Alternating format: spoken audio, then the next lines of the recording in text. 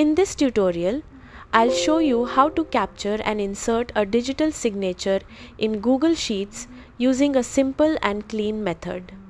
Start by preparing your signature. Write your signature on paper, take a clear photo and save it as a PNG file. PNG is ideal because it keeps the background transparent, so your signature looks natural on the sheet.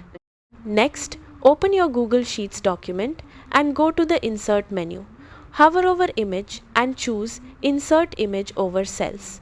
This option is important because it lets you freely move and resize your signature.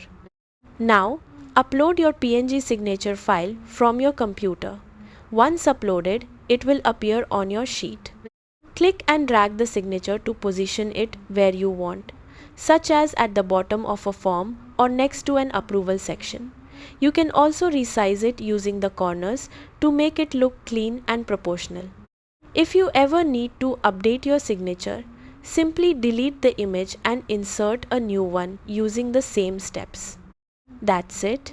You now have a digital signature in your sheet, making your documents look more professional and ready for approvals or sharing.